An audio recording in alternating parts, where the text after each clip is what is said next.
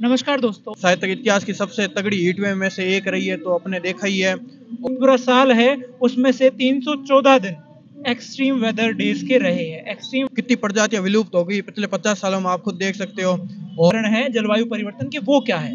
मूल तो यही है कि मानव अपनी सीमाएं भूल चुका है। उनकी बातों में फैक्ट होता है, मतलब फैक्ट के आधार पर वो बातें करते हैं, तर्कों के साथ। जो नमस्कार दोस्तों, अभी हमारे साथ है विक्रम जी। अभी आचार्य जी का बुक स्टॉल लगा हुआ है, इन्होंने देखा तो ये मतलब रील्स वगैरह पे, सोशल मीडिया पे जो आचार्य जी प्रमोट करते हैं, उससे यहाँ पे पहुँच गए। तो नमस्कार विक्रम जी। Thank you. तो अभी मैं इनका ये फोटो देखा तो मैं हाथों हाथ रुक गया। मैं बाइक से कहीं जा रहा था, मैं इनका एक बार बुक देख लेता हूँ कि इनकी बुकें भी आती है, तो मैं इनका कोई देख लूंगा। बहुत बहुत अच्छा किया आपने कि आप रुके।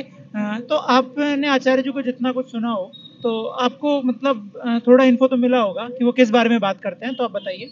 मतलब आचार्य जी की एक चीज अच्छी है कि वो मतलब ढोंगी बाबियों की तरह ऐसे बातें नहीं करते, ऐसे कर दो, वो नींबू मिर्च कर दो, वो कर दो। मतलब लॉजिकल बात करते हैं, और जो बात होती है उसके डीप में जाते हैं। मतलब कैसे कोई चीज पूछ ली, कोई भी मतलब कोई अपना दुख होता है या कोई भी प्रकार की चीज होती है, तो उसके डीप में कि ये चीज क्यों होती है। ऐसे नहीं कि हवा में कि वो नहीं करना चाहिए, ऐसे नहीं करना चाहिए। तो मतलब वास्तव में इंटेलेक्चुअल ऐसे भारत में गुरुओं की वास्तव में कमी है, और इस टाइप के गुरु होना ये भारत का खुद का अपना सौभाग्य है। मतलब ये ओशो और ये आचार्य प्रशांत जी, इनके अलावा मेरे को अभी तक इतना कोई इंटेलेक्चुअल अभी तक मेरे को नहीं लगा। पर्सनली मैं काफियों को देख चुका हूँ। मतलब आचार्य जी गहराई तक बात करते हैं और विज्ञान को साथ में रखते हैं। और कोई ऐसा ढोंग नहीं कि खाली वही, मतलब उनकी बातों में फैक्ट होता है, मतलब फैक्ट के आधार पर वो बातें करते हैं, तर्कों के साथ। जो ओशो जी ने कहा था लगभग उन्हीं के ही वो अनुरूप, मतलब आधुनिक युग के उन्हें ओशो कह सकते हैं अपन, आधुनिक भारत के ओशो। तो ये तो आचार्य जी के बारे में बात हो गई। मैं अभी एक वर्तमान समय में सबसे महत्वपूर्ण जो विषय है उस बारे में आपसे बात करना चाहूँगा, जलवायु परिवर्तन। आप क्वेश्चन कर लेता हूँ, जैसे कि ग्लोबल वार्मिंग क्या है? मतलब आई थिंक मेरे हिसाब से अभी मेरे यूपीएससी की अभी मैं बिगनिंग फेज में हूँ। ग्लोबल वार्मिंग मतलब ये पृथ्वी का तापमान बढ़ रहा है, और ये ओजोन परत है उसमें ये जो CO2 की मात्रा ज़्यादा ही बढ़ रही है एसी वगैरह के उत्सर्जन से। तो पृथ्वी का टेम्परेचर बढ़ रहा है, जो कि अपने इस बार शायद तक इतिहास की सबसे तगड़ी हीट वेव में से एक रही है, तो अपने देखा ही है। और ये जो प्रकृति का पूरा चक्र था, ये दुष्चक्र टाइप हो चुका है। मतलब टाइम पे बारिश नहीं हो रही तो ओवर ही हो रही है, गर्मी हो रही तो ओवर ही हो रही है, ग्लेशियर पिघल रहे हैं।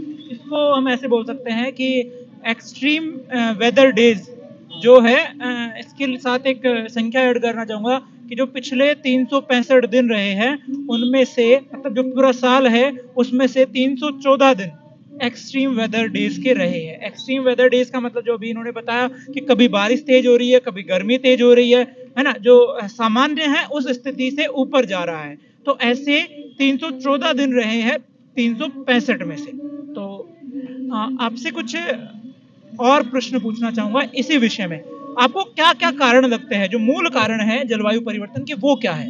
मूल तो यही है कि मानव अपनी सीमाएं भूल चुका है, और वो जहाँ कहीं भी, मतलब जहाँ कहीं भी मनुष्य जा रहा है, तो वहाँ पे वो पूरा प्रकृति के साथ एकदम से एक्सट्रीमली छेड़खानी करता है। मतलब हर चीज अपने अनुरूप। अपन अभी इस फील्ड में आप देख लो कितनी एशिया लगी हुई है, हर बिल्डिंग में 100 एशिया लगी हुई है।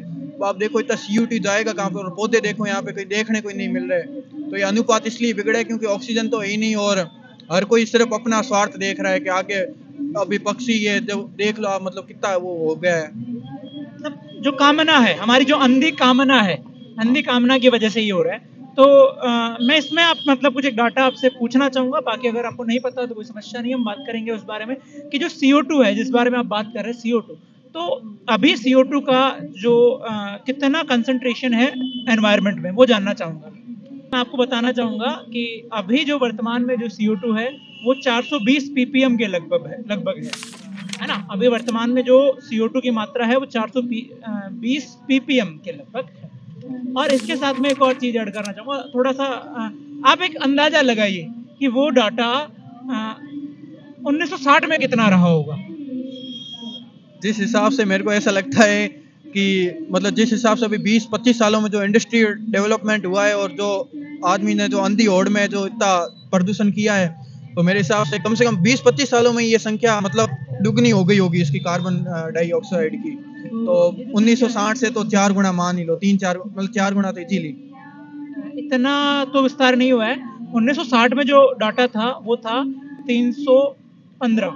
315 ppm, और पिछले 44 सालों में 20% की वृद्धि हुई है, जो कि संख्या आपको कम लग रही होगी, पर जब आप देखोगे मतलब प्रैक्टिकली जब इस डाटा को हम देखते हैं तो ये बहुत ज्यादा है। किसी एक गैस की मात्रा 20% बढ़ जाना वो एक बड़ी बात है। मेरे को ऐसा, हाँ, ये हो सकता है कि पिछले जितनी 500 सालों में नहीं बढ़ी, उससे ज्यादा 100 सालों में बढ़ गई होगी। डेफिनेटली। हाँ। कि जो पहले थी वो एक नियंत्रित थी, ठीक है। पिछले मतलब जब से इंडस्ट्रियल रिवॉल्यूशन आया है 1750 से, तब से लेकर अब तक 50% मतलब 1.5 गुना वो हो गई है, जो कि काफी ज्यादा है, क्योंकि ऐसे ही किसी गैस का कंसंट्रेशन नहीं बढ़ता है, ठीक है। तो मैं आपको एक और चीज पूछना चाहूंगा कि आपने ये बोला क्या मांसाहार जो नॉनवेज है उसमें भी क्लाइमेट चेंज का मतलब रिलेशन है उससे भी? मेरे हिसाब से हो सकता है, क्योंकि मांसाहार बहुत दुनिया में शायद तक सबसे तेजी से बढ़ रहा है, और अपन अभी जहाँ पर खड़े हैं राजस्थान, ये दुनिया का सबसे कम, मतलब यहाँ पे सबसे ज्यादा शाकाहारी लोग हैं, दुनिया का शायद तक सबसे कम है। तो कंपेरेटिवली और जहाँ पे मांसाहार है उसकी बजाय यहाँ का जीवन स्तर ज़्यादा बेटर है, मतलब लोग ज़्यादा खुश है, तो मेरे हिसाब से कहीं ना कहीं इफेक्ट तो पड़ता ही है। मतलब मैं थोड़ा एक वैज्ञानिक तरीके से बात करना चाहूंगा कि जो मांसाहार है ना, वो जलवायु परिवर्तन से संबंधित है या नहीं, बस ये जानना चाहूंगा। है, मेरे हिसाब से है। कुछ कारण बताना चाहेंगे? बाकी मैं बताऊंगा उस बारे में। मेरे को एग्जैक्टली तो नहीं पता, लेकिन मतलब एक अपन बेसिकली अपन देखें ना तो ऐसा लगता है कि हाँ कहीं ना कहीं संबंध तो है, क्योंकि ये जो अंधी होड़ है कि अब ये जो पोइट्री वगैरह होती है उसमें फिर ये इंजेक्शन लेके जबरदस्ती जानवरों के साथ करते हैं, उनको बड़ा करते हैं, तो फर्क तो पड़ता ही है। जानवरों के साथ जो एक तरीके से कुकर्म हो रहा है वो है। तो इसमें मैं विज्ञान को थोड़ा जोड़ना चाहूंगा। आपने गैस का नाम सुना होगा डेफिनेटली, मीथेन गैस। हाँ, सुना है।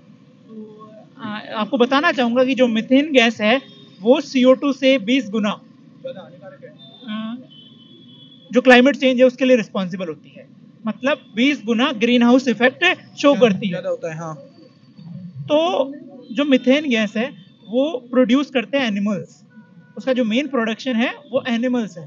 और ह्यूमन ने जैसे जैसे हमारी आबादी बढ़ी, ठीक है, वैसे वैसे साथ में अपने खाने के लिए जानवरों को भी इंक्रीज किया है, जैसे कि आपने बोला कि जबरदस्ती उनको पैदा किया जाता है। जी बिल्कुल, और ये जो कितनी प्रजातियां विलुप्त हो गई पिछले 50 सालों में, आप खुद देख सकते हो, और कितनी विलुप्त के कगार पर है।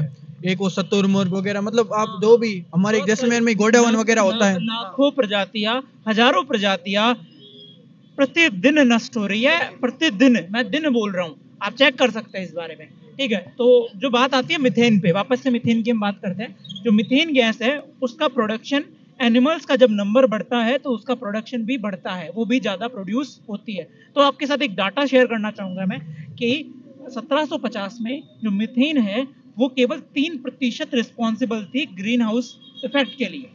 तो अब कितनी होगी अंदाजा लगाइए। ग्रीन हाउस इफेक्ट के लिए पहले 3% थी, अब 2 मान लो, मतलब अब वो ग्रीन हाउस इफेक्ट के लिए 23% रिस्पॉन्सिबल हो गई है। जो CH4 इतना उसका अमाउंट बढ़ चुका है, वो पिछले मतलब 1750 से उसकी जो क्वांटिटी है ना वो एनवायरनमेंट में 160% बढ़ चुकी है। अभी हमने CO2 की बात की थी, CO2 कितना प्रतिशत बढ़ा था? 50%। CO2 50% बढ़ा था। तो जो मिथेन है वो मतलब पूरे 1750 से तो 50%। हाँ, 50%। और जो मिथेन है उसका जो अमाउंट है वो 160% बढ़ा है। हाँ, कंपैरेटिवली देखे तो बढ़ा है। बहुत ज्यादा हार्श है, पर इंसान अपने भोग को नहीं देखना चाहता। वो नहीं देखना चाहता कि जो उसने एनिमल्स की संख्या बढ़ा दी है उससे भी क्लाइमेट चेंज हो रहा है।